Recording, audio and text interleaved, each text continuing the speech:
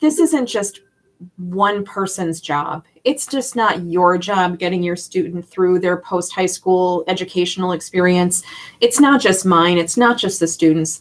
It's everybody working together to do this. You know, everybody's got their part. Students, you've got to be on top of things, and you've got to fill out some applications and watch your emails and stuff from your schools. Parents, you're going to be there to support them, sometimes give information. If you're able to, support them financially in it. The colleges, whatever colleges you're looking at, and right now is a good point to say, when I'm talking about college here, I don't mean only four-year college. I mean whatever post-high school educational experience that you want, that's what I mean. So if you're looking to go get a 9-month welding certificate, this stuff all applies to you too. If you're going to Madison College for 2 years or Blackhawk, whatever it is, this whole thing applies to you. I'm not just talking about four-year colleges when we're doing this. So again, everybody's got their part to play. And believe me, we all share the same goal of getting your students through that experience with as little loan debt as possible and as much free money as we possibly can. Believe me, we share that goal with you on that. So just right up front here, we'll determine, you know, there are 3 types of financial aid. So there's free money. Those are the grants and scholarships. That's money you get, you don't have to pay back. It could be based on your financial need, or it could be based on some quality you have, your GPA, the fact that you're in 4-H, whatever it is. But that's free money that you don't have to pay back. Next up, we've got loans. You know, loans are money that somebody will lend you, whether it's the Department of Education, the federal government. You pay it back with interest on those. Kind of call those a necessary evil sometimes. You know, again, we share the goal that we want as little loan debt as possible and as much free money as possible. Now, the last one up there, work study, that's actually earned money. And you might be kind of thinking, well, that makes no sense that it's included in financial aid because students have to get a job and earn it.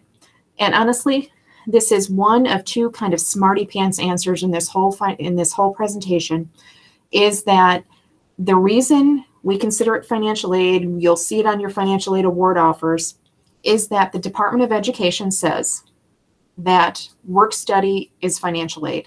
And that's why we put it on your award offers, and that's why we include it as financial aid right here. But really, it is a part-time work opportunity at your student's school. So we're going to get right to the nitty-gritty here. We're going to talk about how schools determine how much financial need you have for financial aid. And one component of that is what's called an EFC. Now that stands for Expected Family Contribution. How the Department of Ed and the FAFSA get your family contribution is they take parents' income and assets and students' income and assets, and they put it through this same formula. You can see, as the slide says, the same formula applies to all applicants. So people here in Wisconsin, people in Hawaii, people in Florida, everybody's going through the same process. What they tell us that measures is your ability to pay, not your willingness to pay. Now, why they have that distinction on there is because some families will say, you know what, my student, my student is 18, they're on their own for school, and that's all well and good within your family. But Department of Education doesn't see it that way. So they say it measures your ability to pay. Now, we all know lots of things have happened over the last year and a half that maybe what the FAFSA is saying is not your family's true financial situation. And we'll talk about that. We call them special circumstances as we get later into the presentation. But that's what they tell us this methodology does. It measures your ability to pay, not your willingness to pay. Now, there are some things that are not considered when you're putting together your FAFSA. The value of your primary residence. So even if you own $1 million home, you own it outright, there's no mortgage on it, that's not put on the FAFSA. Nobody's going to say you have to mortgage your home to send your student to school. Consumer debt also is not on there. So just like with that $1 million home, if you had $1 million mortgage, There's nowhere to put that on the FAFSA either. Another big one we don't want to see entered anywhere on the FAFSA are your retirement accounts. So nothing retirement related goes on the FAFSA, goes in that income section. So that's any IRAs, Roth, traditional, whatever they are, 401ks, pension plans. None of that investment value goes on the FAFSA. Okay. Now, a lot of families in Wisconsin, oh, we've got that hunting land up north, or we've got the cabin in Minocqua, whatever it is, that's our retirement. And again, whatever's good for your family is good for your family. But for FAFSA purposes, that would be considered an investment because that's not a named retirement account. Okay. So again, no retirement accounts go on the FAFSA, but straight up investments do, and they are considered. So the other components to determine your financial need are the cost of attendance. So that cost of attendance, includes tuition, things that you're actually charged by the college. So tuition, any course fees, room and board if your student's on campus, but there's also a room and board component if the student's living off campus, because we know there's a cost to living somewhere, anywhere, whether it's at home, on campus, or off campus. So that's included in there. Transportation and miscellaneous costs. Now at Edgewood, you might be wondering, or at any school, you might be wondering what that miscellaneous cost is. Our budgeted allotment for miscellaneous cost, I think, is about $2,200 per academic year. Now for new freshmen, that might be a new laptop. You know, they get it when they go to school. It's not an amount the school charges you, but we know sometimes there are additional costs with going to school. So like I said, for a freshman, it could be a new laptop. Maybe when your student's a junior, it's, oh, I'm going to study abroad. Maybe it's, oh, I've got to get some special software. I'm a graphic design major. I need XYZ. So your student may never have any additional expenses outside tuition or room and board, or they might have it every year. Just depends on the student. So that's how we get your cost of attendance. And then what we do is we subtract from that your expected family contribution. And that's what gets us your financial need. Now, one thing I should have mentioned when I was talking about that expected family contribution is when you get to the end of your FAFSA, you'll see it on there. It says your expected family contribution is XYZ. Now, first thing is they don't put a dollar amount next to that. So I don't want you thinking of that as it says we are going to pay zero for school. It has a zero EFC. That means we don't have to pay anything. In reality, that EFC really has little to do with what you actually have to pay for school. Okay, so don't attach a dollar amount to it. Whether it's zero, no jumping for joy, and woo, we don't have to pay anything for school. By the same token, if it's 20,000, don't think, holy buckets, we don't have a spare 20,000 hanging around. We can't do this. Okay, it's just a tool your school is going to use to determine your financial need. That's the important part, your financial need based on your school choices. Now, in this next slide, we can see how your financial need varies really widely between the different school types out there. So we've got a UW system school, UW-Madison, Milwaukee, Point, one of those has its own cost of attendance. Then we've got a Voc Tech, maybe like Blackhawk or Madison College. And then a private school like Edgewood of Viterbo or Marquette. You can see the cost of attendance varies widely between the three different sectors, but your EFC stays the same. And then therefore your financial need also varies widely between the sectors. So now we'll talk about some more of the different aid options. First up is scholarships. Again, that's free money. You want as much as you can possibly get in scholarships. The four listed up there, the academic, creative talent, athletic talent, those are just a few of the different categories.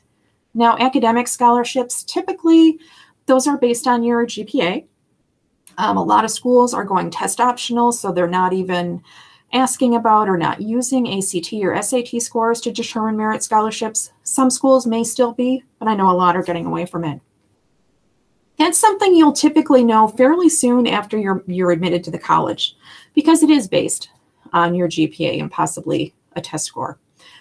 Creative talent, if you're going to an art school and you want to get a scholarship based on your I don't know, ceramics prowess, they might have you send a portfolio along, and you might get a scholarship based on that. If you're lucky enough to get a scholarship to a Division I school to play a sport, that's great. Only Division I, NCAA Division I, Division II schools can give scholarships. NCAA Division III schools cannot give any scholarships. So if you're playing a sport at a smaller D3 school, just know you're going to play it because you love it, not because you're getting any money from it there. Some schools have scholarships based on ethnicity or religion. For example, if you're going to a school that's associated with a Lutheran faith and you go to a Lutheran church in Belleville, call up the school, say, hey, you know what? I do this. I belong to this church in Belleville. Do you guys have any scholarships based on my religious status? And they can say yes, no. And again, these are just a few of the categories that schools could have. You'll be looking, when you look on your school's admissions website and financial aid websites, you'll see all the different scholarships they have available right in there. Next up, we've got our need-based grants. So these are grants that are determined by your FAFSA information. So first up, from the federal government, we've got the Pell Grant. So that's free money from the federal government. You don't have to pay that back. The maximum amount this year is right about $6,500. So it's a nice grant. With that, that goes to the neediest students. Again, $6,500 roughly. You don't have to pay that back. Now, the Pell Grant program is what's called an entitlement program. What that means is regardless of the time you apply, if you filled out your FAFSA the day before school started and the numbers said you were eligible, you would get that money. You would be eligible for that Pell Grant. You would get that. No issue at all. Now, there are some funds that are limited, okay? So when you're doing your financial aid and going through the process, you'll hear about what we call a priority filing date. A priority filing date for the school, that means that that's the point when all the buckets of money are still full, okay? Everything is still full. There's plenty of it. You want to have your FAFSA done by that priority filing date. And we'll talk about a little bit more about in depth about that in a little bit. But by that, at that time, the buckets are full. So our next grant up there, the Seog Supplemental Educational Opportunities Grant, that's also need-based. So it's based on your FAFSA information. However, unlike the Pell Grant, this is one where there's limited funding. So each school has its own bucket of money to pull from. I always just use a super easy example, doesn't tax my mind too much. UW-Madison and Edgewood. You know, who's got the bigger bucket of money? Well, of course, that's UW-Madison. So if you were comparing award offers and it was between UW-Madison and Edgewood, you might look at it and see, okay, I've got the Pell Grant on both, but I only have the Seog from UW-Madison. And that's a function of they had more money to give than we did, okay? So you might see that on some award offers, you might not see it on others. Next one up there is a Teach Grant. Now that's a grant for students going into teaching. Financial aid administrators are not thrilled with that grant because there is the possibility there are service requirements for it. If you don't meet those service requirements, it would revert to an unsubsidized Stafford loan with interest accruing on it from the very first day it was disbursed, which in some cases could be 8 or 10 years. If your student or students out there, if you are interested in teaching, please contact your school's financial aid office and talk about it. They'll give you more information about that, and they'll let you know what you need to do to qualify for that one. From the state government, we also have a need-based grant called the Wisconsin Grant. The maximum on that one this year is $3,650, and that's for Wisconsin resident students going to a Wisconsin school. So if you're a Wisconsin student, you're a resident of the state, but you're going to school in Texas, even if the numbers said you're eligible, because you're going to school in Texas, you wouldn't receive that Wisconsin grant, okay? There is no separate application for any of these grants. It's only the FAFSA. So once you do that, you're good with all these things. Next up, we have institutional grants. Now you can see up there, it says varies by institution, and it varies widely. So if you're looking at 6 different schools and you get 6 different award offers, you're going to see a lot of variety in there. Okay, and that doesn't mean one school is doing something wrong versus another school. It's just a matter of where that school is at, what they have to give. Okay, so you will see a wide variety. Next up are the loans. So federal Stafford loan program, moms, dads, families, friends, you might remember these as guaranteed student loans. So the lender is the Department of Education. There are two different versions of the Stafford loan. One is subsidized, and that means that the interest on that loan does not accrue while the student's in school. Okay, so there would be no interest on a subsidized loan until the student stops attending half-time or graduates. The unsubsidized Stafford loan means that interest starts to accrue as the money is dispersed to the school. So as the money is paid out to the school, interest will start to accrue on that one. The interest rate for this school year, 21-22, is 3.73. Now, the interest rates for next school year, the 22-23, which is your year, those won't be set until May of 22. So we don't know what those are going to be yet. Now, that is a fixed rate for this loan. Okay, the loan the student gets the second year, that might be at a different interest rate. Okay, but for 21-22, it's 3.73. Now, the maximum any first-year student can get is $5,500 total between both those loans. Now, if you're looking at a school and you look at your loan, you look at your award offer and you say, hey, I didn't get $3,500. Katie said that subsidized loan is $3,500. That depends on your school's cost of attendance and your financial need too. So for example, if your school's cost of attendance was $10,000 and your family's expected family contribution was $10,000, that means you have no financial need. So you wouldn't see any subsidized Stafford loan. You would see all unsubsidized Stafford loan. If your school's cost of attendance was $50,000 and you had an expected family contribution of $10,000, that means you have $40,000 in need, okay? And you would probably see the $3,500. Now, rest assured, schools are going to give you the best loan first. So if you don't see any subsidized Stafford loan on your award offer, it means you didn't qualify. You could see a partial subsidized, or you might see the full amount. But just know we are going to give you that best loan first, so the maximum we can in subsidized, and then the rest of it in unsubsidized. Now, there's also a loan out there for parents called the Parent Loan for Undergraduate Students, or PLUS loan. This is a loan the parents take on the student's behalf if they want to. There is a very basic credit check for this loan.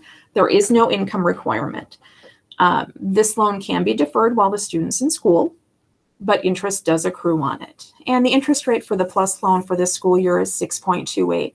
And again, just like the Stafford loan interest rate, that will change for the 22-23 school year. Alternative education loans, these are loans offered by private lenders. Unlike the Stafford loans, where it's pretty much a sign and go kind of thing, you do your FAFSA, school sends you an award offer, it has the loans on there, you say, yes, I want those loans. You do a master promissory note online, some entrance counseling, that's it. There's no cosigner, no credit check for those at all, pretty much sign and go. Now with the alternative loans, that's more like a car loan or a mortgage where you have to apply. If you don't have a long enough or strong enough credit history, they would require a cosigner. Cosigner can be anybody, does not have to be mom or dad. You just want somebody with the best credit possible. That way you get the best interest rate possible. If you're thinking you need one of these alternative loans or even the PLUS loan, reach out to your school and just double check that, you know what, you're taking advantage of all the other offers out there. You've got as much free money as you can possibly get. There's nothing that you're missing. Nothing looks funky with your FAFSA or anything. Before you take one of those loans, just check in to make sure you're taking advantage of everything else you can first. We also do have institutional loans up there. And that, as it says, really varies. Most small schools don't have their own loan programs simply for the fact that we don't have enough staff to manage a loan program with collections and all that kind of stuff. Some schools might have an emergency loan or a book loan. It just depends on the school. If you are offered a loan from your school, it doesn't mean it's bad. It just means it's a loan from your school. And that's who you'll be working with if you decide to accept it. So there are limitations to financial aid. You can't just keep going to school and going to school and going to school, okay? For the federal Pell Grant, that is 6 years at full-time status. So 6 years, if you're still going into school full-time your 7th year, you're not going to get a Pell Grant for it. Now, Wisconsin grant, they don't care about the full-time or part-time status, they say you've got 10 semesters and that's it. Okay, whether you were 10 semesters part-time or 10 semesters full-time makes no difference, 10 semesters total. Know that that usage is cumulative. So if you went to school for 2 years at Madison College, 2 years is 4 semesters, and then you transferred to UW-Madison, you would only have 6 semesters left before you ran out of Wisconsin grant. Now, other programs may have other limitations. When your school sends your financial aid award offer, it'll have all those limitations in it. If you can't find it, say if you're looking at it and you want to know, okay, is this only good for 4 years or 5 years or what is it? Contact your financial aid office and they'll explain it to you and let you know exactly if there are limitations on the aid they're giving. Now here's the slide about student employment. As I said, it's a part-time employment on campus. Sometimes there are a few off-campus locations, just depends on the school. Some things to think about and ask are, when are the jobs available? Can I start applying before I get to school, or do I have to wait to get there? How do I secure a job? Or does somebody assign it to me, or do I have to go out and apply for it? Another one you want to ask is, does a student get paid directly? Or would it be applied to their student account if they still owed a balance on their student account? Okay, questions to ask. Just like any other job, just like Culver's or McDonald's or Quick Trip, if you get a job, you have to do your new hire paperwork. Part of that new hire paperwork is presenting original identification. So that could be a driver's license or a state-issued ID card, social security card, or a passport. Those are the most common ones. So don't be surprised when in the fall your student calls up and says, hey, Mom, I need my social security card. I got a job on campus. Okay? You can't just snap a picture and send that along with the student. We do have to see the original documentation for all that stuff. So just don't be surprised if your student is getting a job on campus and says, hey, I need that. So some things about eligibility for financial aid. Don't eliminate yourself, okay? It always seems like, school functions, family functions, whatever, meetings out with friends, somebody's going to say to you, well, we didn't get any financial aid and you're just like us, so don't even bother applying. You're not going to get it. Well, the reality of that is that even though somebody's situation might look similar from the outside, doesn't mean it's the exact same on the inside.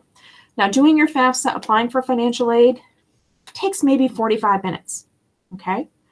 It's always worth it to do it at least once.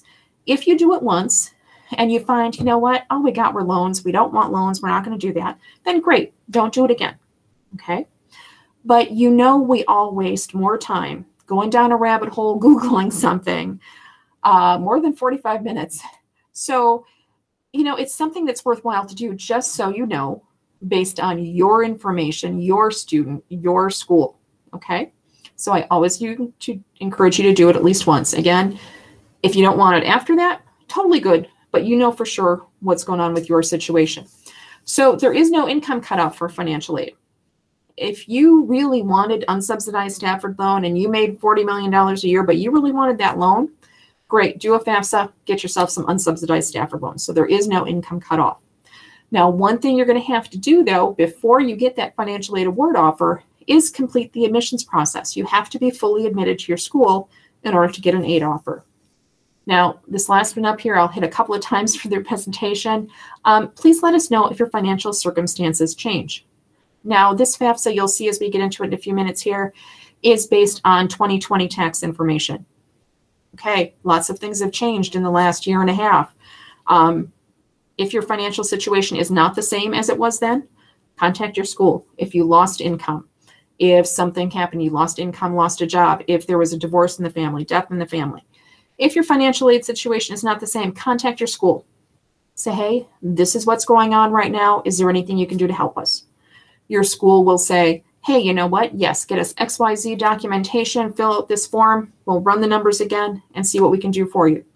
They might say, you know what? Sorry, federal regulations, state regulations say we can't take that into consideration right now, but let's make sure you're taking advantage of everything else you possibly can. Or it might be sorry, that's not something we can do. Okay. But it is always worth that 5-minute conversation, that email, that quick message out saying, hey, this is what's going on. Can you help us? And that doesn't just mean before school starts, before you accept your financial aid. That's all the way through your college career. if something comes up, over winter break, oh, okay, I thought I was going to get XYZ overtime. I didn't get that. So now our financial situation has changed. Contact your school. Let them know whenever you have that significant change. Sorry, I get kind of harpy on that one, naggy on that one, because I work with those a lot. So some things to do before you get to the FAFSA. Now, when you fill out a FAFSA, you are going to sign it electronically. And how you sign it electronically is with what's called an FSA ID. That stands for Federal Student Aid ID. Students, that's going to be your signature on your FAFSA from here going forward. It's going to be your signature if you accept Stafford loans. You're going to sign with that same FSA ID. Parents, you also need an FSA ID. One parent needs the FSA ID whose information is on the FAFSA. Now, when you're doing this, you'll go to the studentaid.gov website, and I'll have that up in just a minute.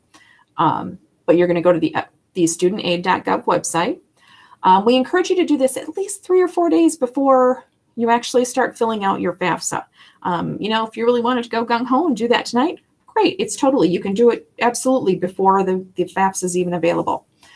Why I recommend that is because sometimes doing the FSA ID can be more frustrating than doing the FAFSA. And if you're already a little anxious, a little nervous about doing the FAFSA, just keep them separate. Okay, I've seen people spend 45 minutes doing this. Sometimes it goes really slick, other times it doesn't. So do this before. When you're doing it, make sure you write down all your usernames, all your password, the security question answers, all that stuff. Take screenshots, take pictures with your phone, whatever you're going to do. Write it all down. Keep it all in a safe place. Now, when my daughters were in school, I kept all mine with my tax stuff because that was also something, I did once a year kind of thing. But I had a little file, had all their FSA IDs written in it, mine written in it, all the security questions. And that's way you're always going to have that. Now, of course, there is the I forgot function when you're doing this. Just know that it gets mucked up real fast. So please write all this stuff down. And that can be frustrating too on hold, talking to the FSA help people who sometimes are not that helpful. So just keep it in your file so you don't have to do that. Now, when you're doing this also, note it does say up here you'll need access to email and a mobile phone. Parents, family members who are working with a student on this, you need separate emails. If you're thinking, hey, Zippy is not all that great at forwarding things to me, so I'm just going to use my email as their email too, you can't do it. Okay, it has to be separate.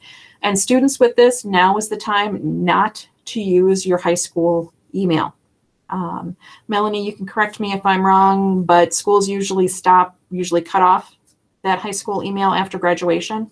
So if you haven't got one yet, now's the time to get a Gmail or Yahoo or some other email for this kind of stuff.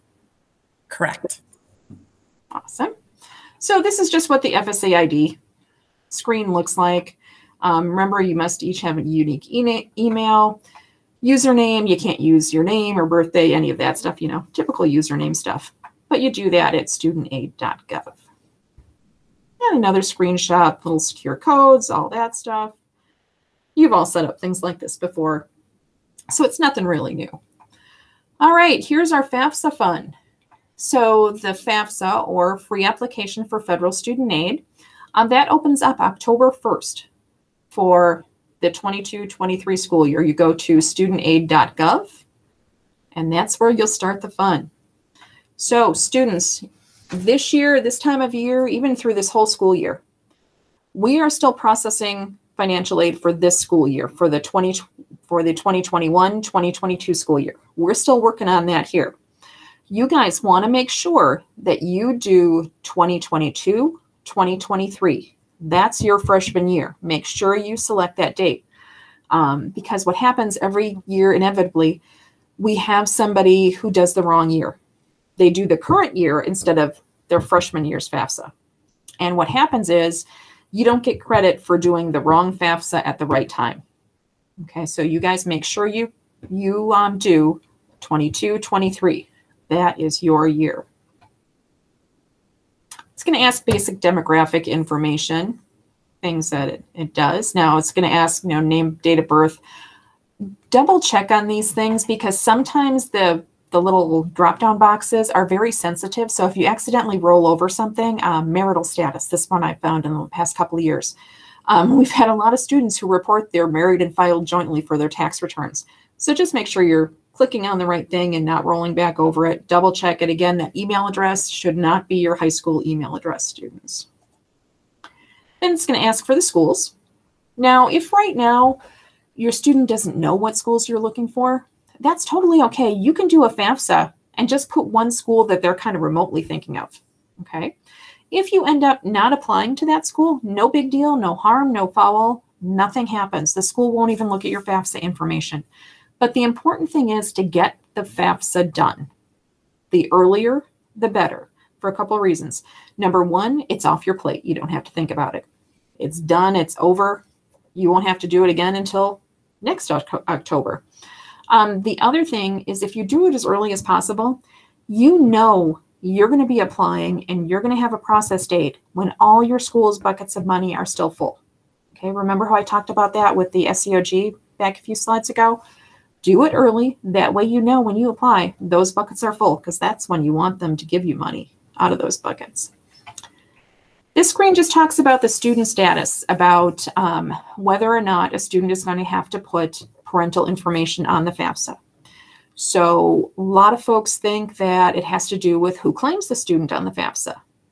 Well, that's not how it works, okay? How it works right now is that the student answers these questions. It says, you know, are you 24? Are you married? Do you have other dependents? Are you a veteran? Are you studying for an advanced degree? Are you at risk for being homeless? Are you in a legal guardianship? Are you an emancipated minor? Things like that.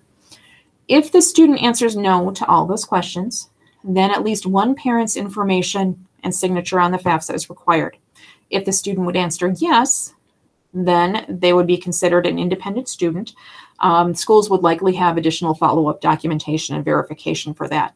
So again, remember, it doesn't have anything to do with who claims who on a tax return. Okay? It's solely based on these questions from the FAFSA. And then we get to parent info here. Now, which parent's information goes on the FAFSA? If parents are married and living together, both parents' information goes on that FAFSA. If the parents are divorced and not remarried, only the parent with whom the student lives most. That's the parent that goes on the FAFSA. I don't know if you recall way back in the beginning, I said there were two smarty pants answers to questions on this in this presentation. This is the second one. A lot of times families will say, well, you know, we have a 50-50 custody. It's exactly right down the middle. And the smarty pants answer directly from a Department of Education representative's mouth is that there are 365 days in a year. And unless your student gets up in the middle of the night, they live with one parent more than the other. And in reality, you guys decide. It's up to you who you decide who the student lives with more. If the parents are divorced and remarried, it goes to the parent and step-parent with whom the student lives most. Now, both parent and step-parent income and asset information goes on there. Now, that supersedes any kind of deals within the family. You know, kind of, I'm going to take care of my children, my spouse is going to take care of their children. Both parents' information, parent and step-parent, goes on the FAFSA. If the parents were never married and don't live together, only the parent with whom the student lives most. If the parents are not married but do live together, then both parents' information goes on the form. Now, a couple of years ago, the Department of Education and the IRS actually got together and they did something helpful. They created this IRS data retrieval tool. What it is when you get into the FAFSA and you get into the section and they're asking the nitty-gritty about, okay, what's your adjusted gross income? What were your taxes paid? You can input that and just type in the numbers, or you could say, when it gets to this question, do you want to have your information downloaded directly from the IRS? You can say, yes, you want to do that. It will take you to the IRS website. You'll authenticate yourself, and then it'll pop all that information right into your FAFSA. So if you're at all a little nervous about, you know, I don't trust that I'm going to put the right numbers in there. You know, I'm worried about that. I want to make sure everything is correct. Do the data retrieval.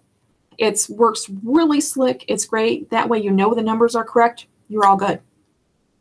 Participation in that is totally voluntary. If you're of the mind that, you know what, I don't want the IRS near any of my stuff. I only want to deal with them when I send in my taxes and that's it. I don't want them near my FAFSA. That's totally fine too. You can absolutely, I have full faith in every one of you that you can go ahead and do the FAFSA without this data retrieval. But it is kind of handy, and it's nice to know that all those numbers are 100% correct because they came from the source. So this is the information it's going to ask for, that income and asset information, of course. It's taken from your 2020 taxes. Now, some people might think, well, that's not right. It should be the 21 taxes, but 2020 is right. The Department of Education a few years ago, too, decided that they wanted to go with what we call prior year's tax information. Before they started doing this, it was the year immediately preceding the FAFSA filing, but they were having a lot of issues with people not having their taxes done. So they decided, you know what, we're going to go to the year before. So prior year. Most folks, their income doesn't change that much. And if there was a major income change for the worst, that's when you do a special circumstance. But 2020 is the correct tax year. You're going to have adjusted gross income, taxes paid. I don't know if you can see this. There's a little question mark over here.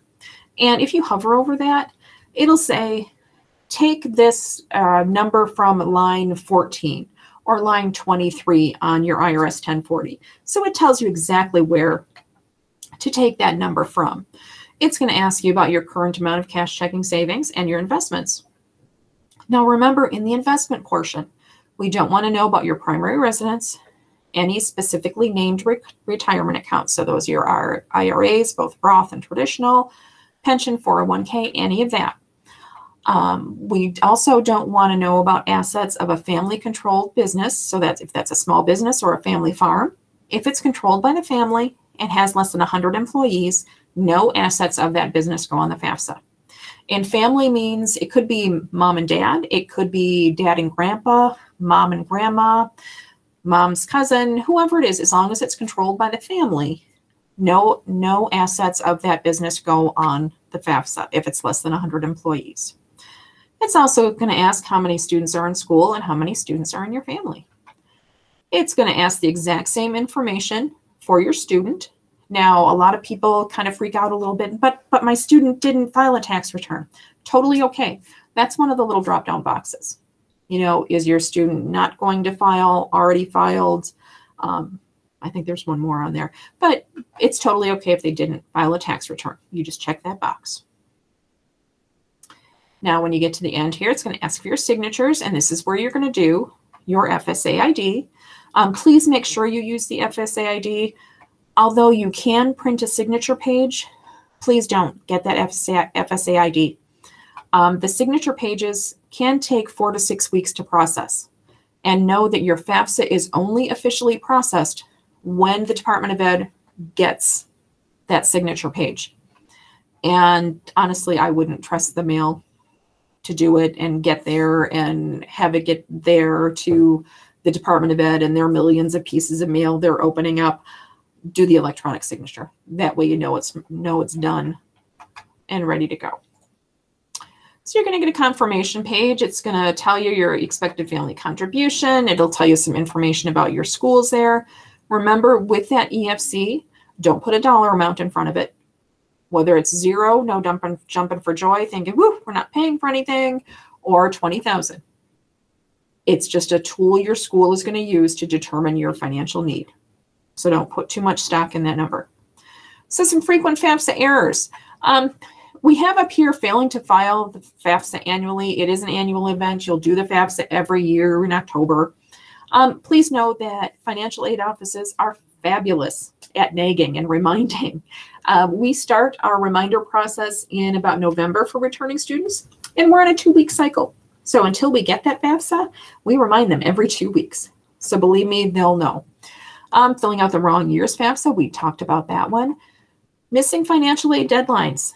This is important. Now, when you're kind of narrowing down your schools, if you do your FAFSA in the next few weeks, in the first couple of weeks in October, you're going to meet all your priority filing deadlines, okay? If you don't do it then, if you're like, well, I don't know exactly what school I'm going to, so I'm not going to do it until I do, be mindful. Look at those deadlines. When you're talking to your admissions folks, Ask them, hey, what's your priority filing deadline for financial aid? They'll know. They know that. They know that term, absolutely. Take a look at all your schools, look at your priority filing deadlines, look at the earliest one, make sure you meet that deadline. Because again, you want to apply when all those pots of money are still full. Using the wrong social security number. You know, a lot of times we type things and we see what we want to see, maybe not necessarily what's actually there. So just do a double check when you get to the social security numbers, because that can slow things down if those are wrong. We talked about the error in student or parent marital status, that rolling over it and it changes real quick. Incorrect data related to divorced parents. So that's kind of that step parent situation. A lot of times we get families who say, no, I know it says to put the step parent down there, but we're just not going to do it because, you know, they're taking care of their kids and I'm taking care of mine. No, you got to put them on there. Reporting retirement plans and the net worth of the family home as investments. Sometimes, you know, not a lot, but sometimes people incorrectly put stuff in there and they're not eligible for aid because of it. Okay. So don't put it in there. No retirement, no primary residence. Okay. We don't want to know about that on the Fafsa. Here's some special circumstances. You know, this is the one I talked about before. Here are some common ones that a lot of schools take into consideration. One thing with this is know that professional judgment is at the sole discretion of every school. So you might have the same circumstance, but if you're looking at 3 different schools, they could look at it differently and they could ask for different things. And the results could be different. But again, it's always worth that conversation. Saying, hey, this is what's going on. Is there anything you can do? Again, whether it's before you start school or during the school year, let us know. We can't help unless you let us know what's going on. So this is what the application process looks like. We've got Zippy over here in the corner doing their FAFSA. They hit the submit button. It goes to the Department of Education, who calculates that EFC. They return that to the student, and then they also send it to all the schools on your FAFSA and also the state to be considered for any state grant programs. After that, what will happen is the school will follow up with the student. Some things you can do with your FAFSA after you get done. You can check to make sure it's been processed. You can make corrections. If, for example, maybe Zippy's older brother wasn't going to go to school when you filled out the FAFSA, but then later on they decided, oh yeah, I'm going. So you're going to want to update the number of students in college. You can do that. You can add or delete schools. If your student wasn't sure where they were really looking, so you just kind of put a dummy school on there, which is totally good, then you can go and add the ones that they're really serious about. And that process date will be when you originally did the FAFSA, not when you added the school. So that's totally fine to add and delete schools to your heart's content. Initially, you can add up to 10 schools. So there's a lot of room on there. And we already talked about the signature page, so we're not going to talk about that one anymore. So the Department of Education has a program, and it's called verification. What that means is they pick 30% of a school's applicants at random, and we have to verify some information. So that may require additional documents, a tax return being submitted. It could be different things depending on what you're being selected for. Just know that it doesn't mean you did anything wrong. So if you get a letter or an email from the school that says, hey, you've been selected for verification, please submit. Don't read into it. Don't think it's, oh, they think we did something wrong. What'd we do? We just have to kind of check the boxes and make sure everything is okay. Okay, so not a big deal. Just get it done when your school tells you you need that. Just get it done so it's done. Honestly, we don't have to make changes a lot. Most people get their FAFSA done and it's all good. But sometimes if we do have to make changes, and this is where we typically catch the step parent thing, if somebody's left the step parent off. If we have to make changes, you want to know about those as early as possible. Okay? It never fails that every year we have somebody who doesn't submit their verification stuff until mid-semester. And then based on the updated information, they lose some financial aid. That is not the time to be losing any financial aid. Okay, so if your school tells you, hey, you're selected, submit XYZ, just get it in as soon as possible so you know you're all good and ready to roll when fall comes around. So this is the response from the school. We're going to send you a financial aid package or a financial aid offer. Now, I told you to go talk to your schools and ask when their priority filing dates are. Okay, these are 2 more things that you're going to want to ask your schools and you're going to want to know. Number 1 if you meet their priority filing date, when will they be sending out their financial aid award offers? Because you want to know when to get those. It can really vary. At Edgewood, if our priority filing date is December 1st, if you have all of your stuff in by December 1st, you'll have your actual financial aid award offer by December 15th, roughly. Some schools have earlier priority filing dates, so they might have earlier times when they're going to send out their offers. Others will be later. And it could vary over like 2 or 3 months. So just talk to your school. Say, hey, when are you going to send out first financial aid offers if I meet your priority filing date? Put that on the calendar. So you know that, oh, I should expect one from Villanova at this time. I should expect one from the University of Rhode Island at this time. And then also the delivery methods vary. Okay, this is the third thing you should ask and mark down. Some schools will say, hey, log into your portal. You're going to get it right there. Some might actually send you an email. At Edgewood, we send out a whole hard copy packet, big folder and everything, just like your admissions packet. Lots of information on that. So you want to know when your school's priority filing date is, when they're going to send out, if you meet that priority filing date, when they're going to send their financial aid award offers, and how they're going to send it. That way you'll know if, hey, we had this on, you were supposed to send out the award offers by December 15th. It's January 1st. We don't have it. Then to call. And that way you can say, hey, am I missing anything? What's going on? And your schools will let you know. So in that financial aid award offer, you're going to have a cost of attendance. So right there, you're going to know what tuition is. Okay. And I'm going to go one step further with the cost of tuition. Google it. Okay. Google it. There's no excuse not to know what school's tuition is. We've been getting a lot of that in the last few years too. Well, nobody told us how much it cost. Google it. Again, we Google much less worthwhile things, and it'll tell you what the tuition is. Now, don't make any hard decisions just with that number because you don't know how much financial aid you're going to get, but know that number. It's going to be here if you didn't Google it before. We're going to tell you your financial aid eligibility, exactly what you're eligible for, a description of each program, whether it's a loan or a grant or a scholarship, and we're going to tell you what to do next. So if you need to write a thank you letter for a scholarship, it'll be in there. If you were selected for verification, it's going to be there. We're going to let you know exactly what you need to do next. Some things to consider. Are the scholarships renewable? What are their requirements? Do you want scholarships that are going to carry you through your whole career?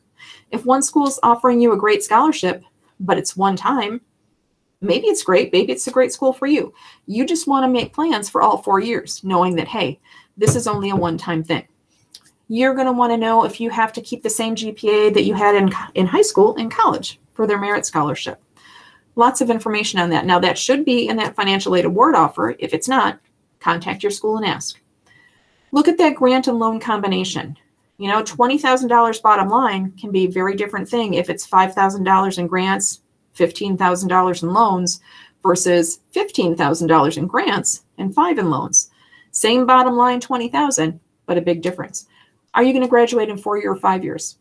Now, some programs just are 5 years. We have an education program here at Edgewood. It's 4 full years of coursework and a full year of student teaching. Engineering sometimes. Sometimes programs just are 5 years. Your admissions people will know that, so ask them. Are there additional fees for specific majors? Nursing a lot of times has additional fees. Engineering sometimes does. How is student employment handled? Do you have to find a job? Is somebody going to assign it to you? And lastly, look at the actual cost minus financial aid, not just the most aid. Because a lot of times, if schools are giving you a ton of free money of scholarships and grants, there's a good shot that their costs are going to be higher. So make sure you're looking at cost minus financial aid, not just the most financial aid. And I want you to be having these discussions. How are we going to pay? Right now, obviously, it's not too cut and dry because you don't know how much you're going to pay. But if you know that you only have X amount of money to help your student, be open and honest with that. There's nothing wrong with that. We would love to help you, but unfortunately, this is where we're at. This is what we can do. That way, everybody is on the same page. And when you get all the financial aid award offers in, you can sit down and look and say, hey, okay, this is totally doable, X, Y, Z. Or you know what? We're going to have to contact the school because this is going to be a real stretch for us. Okay, but have these conversations early and often. And if it works out that, we can't help you, we can't do this school, I mean, students know that there's not just one path to where you want to go. It's not this school or nothing, or you can't ever do anything. It might mean, what? The smarter decision for my life would be if we maybe went to Madison College for a few years, banged out those gen ed credits that were pretty cheap. Okay, then transfer to the school of your dreams to get your degree. So there's not just one path the way you want to go, because you don't want to get into something where all of a sudden, next thing you know, you're $100,000 in debt. Because you know what? We want you to be able to live when you get done with college. We don't want you to have to be in mom and dad's basement eating 4 for $1 macaroni and cheeses. Okay? We want you to be able to live when you get done with school. So sometimes the path may be a little different. Okay? So have these conversations. Find out from your school. A lot of the times it's in with your financial aid award offer information. When you're billed, is it going to be in the summer? Is it going to be for the full academic year? What are my payment options? Do you have a monthly plan, or does it all have to be paid up in once? If you need an additional loan, like that PLUS loan or that alternative loan, please make sure you have that all set and ready to go at least a month prior to the start of school. That just makes it go so much smoother and so much less stressful for both you guys, the student, and us at the schools. If you know you're going to need that, reach out to your schools. They can kind of point you into the right direction for some things. We can't tell you what loans to take, but we can tell you where to do some research and have that all finalized and ready to roll at least a month before school starts. So all schools have what we call a net price calculator. This net price calculator gives you an estimate of what your financial aid is going to be. Okay. So if you're looking at schools and you're like, I am really nervous about this, I'm really curious, go to your school's main website. In their search bar, type in net price calculator. If a school gives federal financial aid, they're required by law to have this. Okay. And what you'll do is you'll put in information like your GPA, ACT, SAT score. It'll ask you some information, kind of FAFSA information, like income information, asset information. And then it'll come back and it'll say, hey, based on this, here's an estimate of what your financial aid might be. Now, a couple of things about this to be considered. Number one, good information in gets good information out. So students, if you do this and you get it and it says, wow, I'm going to get all this aid. Oh, it's amazing. Parents, family members, go in and do it again, because your student might not know exactly what your financial situation is. So just go back in and do it again. Now, no, this won't be used to do any official financial aid award offers, only because it's information that's not verified. Okay, but it can give you a good idea of what's out there. Be sure you're taking advantage of all the resources you have. Parent or student employer scholarships. I don't know, Quick Trip, Culver's, any employer you're at, they might have scholarships available. If parents, you were a veteran, you might have benefits to pass down to your students. Bureau of Indian Affairs grants. If you're working with a Division of Voc Rehab counselor, please check in with them. A lot of times there's money there. The last one up here, the Higher Educational Aids Board, that's actually the state's version of a Department of Education. So their main grant program is the Wisconsin grant. I mentioned that, but if you go to the wisconsin.gov website and type in HEAB or Higher Educational Aids Board, there are a few other very specific programs. There's not a ton of money in them, but take a look at those other programs and see if there's something there that you might qualify for. These are the scholarship search engines that Melanie mentioned before. Absolutely, students, you can start applying for these scholarships now. And I want you applying for them your entire college career. It doesn't just stop and start second semester, senior year. Get yourself a good essay written. I know a lot of schools do it kind of in their English classes senior year, but you know what scholarship people kind of want. Tell us about yourself. What are your goals, aspiration, family history, that kind of stuff. A good basic essay. Get that done, okay? Then set yourself up either a spreadsheet or a resume that lists all your achievements, all your awards. If you were high honors list for 12 semesters in a row, if you were captain of the volleyball, president of the forensics team, I don't know, whatever you have. All your involvement, get it on a spreadsheet. And don't stop at high school. If there's something that you've been particularly involved in, like really committed to, maybe you volunteered at the church food pantry every year, 2 times a month from the time you were 6. That shows huge commitment. So don't just stop at high school. If there's something you're really committed to, make sure you put the whole part of it on there. Doing that just makes applying for outside scholarships much easier. So much easier if you know you're not starting from scratch, where you can cut and paste that essay, tweak it a little bit, take 20 minutes, cut and paste your activities. Great. You can sit there and, get these scholarships out, just like a scholarship mill, I guess is where I was thinking puppy mill, but that's a horrible, horrible thing.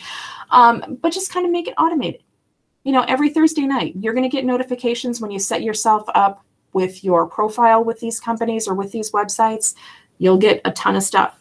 Another stuff I've been advising students to do is actually set up a separate scholarship email, because you will get a ton of stuff, absolutely a ton of stuff from these. So if you have zippy scholarships at Gmail, it's not mucking up your regular Gmail, and you can kind of keep it in place. And like I said, every Thursday night when you're watching TV or listening to your podcast, you can go ahead and just, oh, nope, this isn't for me. Nope, nope, nope. Oh, yep, I'm going to apply for this one. Bang it out, bang it out, bang it out. And it might take you 20 minutes, but there is money out there, but you got to work for it, okay? So those scholarships, and remember, I said before, it's not just second semester senior year, it's your whole educational career. Avoid being scammed. This is a free process. The first word in the FAFSA, free application for federal student aid. You need money. You don't need to pay for it, okay? If you think that you're looking at something, you're like, well, this looks really good, but they want me to pay $5 or they want me to do this. Take a look at the Department of Education. They have a scam website, Better Business Bureau. Contact your schools. Say, hey, I got this. I don't know. Part of me thinks it's okay, but part of me, hairs on the back of my neck are standing up, and just check it out. Okay. But remember, you need money. You shouldn't have to pay somebody to get it. This is College Goal Wisconsin that Melanie was talking about earlier. It's a fabulous event. If you're at all nervous doing your FAFSA, it's like the first time doing it, and you would just feel more comfortable if there was somebody there if you had questions. We have, I think, over 40 events this year, both virtually and in person. If you go to the collegegoalwi.org website, it has the whole gamut of when we're doing what. But it's a great place. We have financial aid professionals there to help you with questions. A lot of people just do it and do it. It's fine. They just feel better with kind of somebody kind of over their shoulder knowing we're there. But it's a fabulous event, events all around the state. So if you're at all a little nervous, definitely take a look at the website and see where we might be able to, what might be able to work for you on that one. Finally, get that FAFSA done. Again, as much just to get it off your plate, because senior year is not going to get less busy, okay? It's going to get more busy. Get that done first couple of weeks of October. You're good. Watch deadlines for other things too. If your school says get this additional application in, get that additional application again, because schools will have a lot of different stuff for you. They might have their own scholarship programs they want you to apply for. Watch those dates. You may have additional forms, not just scholarship application forms, but maybe you were selected for verification. You might have to fill out that form. Remember that all schools evaluate you differently. I said this before. If you're looking at 3, 4, 5 schools, you're going to have widely different financial aid award offers, okay? That's just a function of how much money they have, the cost of the school, family contribution, need, all that stuff. So you can see some big differences. And I apologize, this next one sounds really patronizing, but please read what we send you. And we know you get a ton of stuff, especially right now with admission stuff and then financial aid stuff. And if you're looking at quite a few different schools, it's a lot, okay? If you're getting stuff in the mail, hard copy, take a minute, set yourself up an accordion file, and put everything you get during the week. You open it up, you read it, okay, you put it in the slot for Edgewood or for UW-Madison or Marquette or Northwestern, and you just plop that week's stuff in there.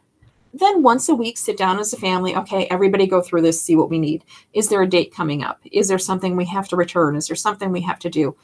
But this way, parents, students, you're all on the same page. It alleviates that, hey, Mom, we need 4 copies of your tax return by 7 a.m. tomorrow. Otherwise, I'm not going to get this. Okay, none of us like that. It's, it's one thing if it's permission slips, but this stuff, stakes are a little higher on this stuff.